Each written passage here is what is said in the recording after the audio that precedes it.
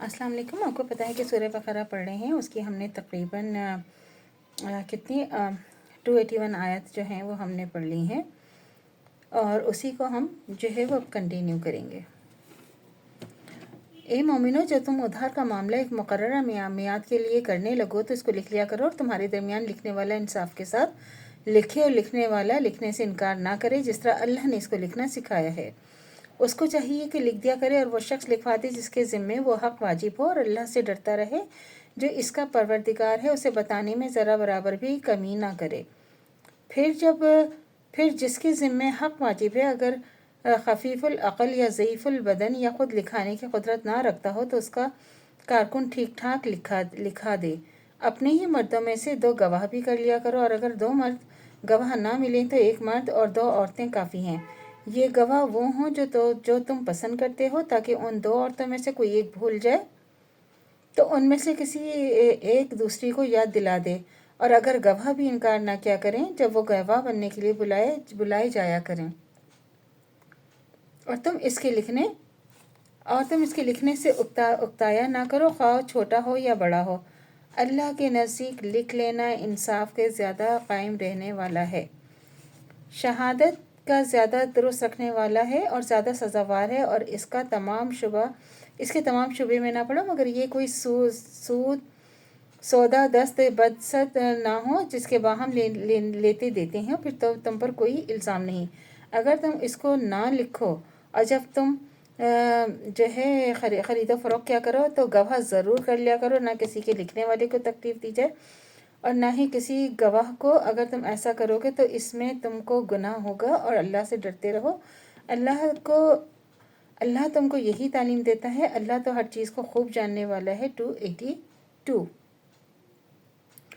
और अगर तुम सफ़र में हो और कोई कातिब ना मिले तो रहन की चीज़ें कब्ज़े में दे दो अगर दूसरे का एतबार करते हो जिसका एतबार कर लिया है। इसको चाहिए कि दूसरे का हक़ पूरा अदा करते और अल्लाह से डरता रहे जो इसका परवरदिगार है। और शहादत को मत छुपाया करो, जो शहादत को छुपाएगा उसका दिल गुनहगार होगा। अल्लाह तुम्हारे सारे अमाल जानता ही है। 283। अब आप देखें ना, इसमें माशाल्लाह कितनी, ये देखें अल्लाह गफूर रहीम है। अल्लाह ने तो हमें एक चीज़ बना, हम ना अकल ना समझ हैं। इंसान जो है वो समझना ही नहीं चाहता, ना जानना चाहता है, ना पढ़ना चाहता है, ना उसके ऊपर रिसर्च करना चाहता है।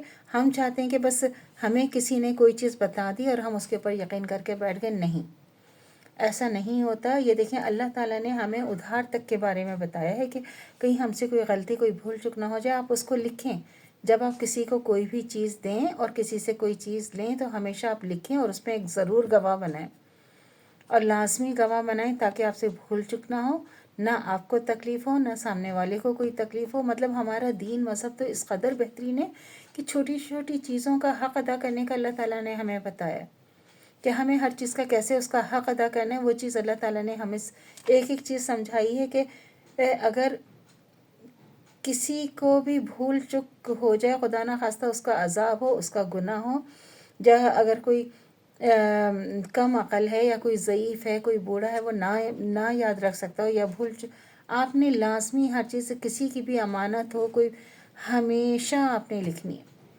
और कभी इसमें कोताही नहीं करनी। तो अल्लाह तो बड़ा गफूर रहीम, माफ़ करने वाले हैं।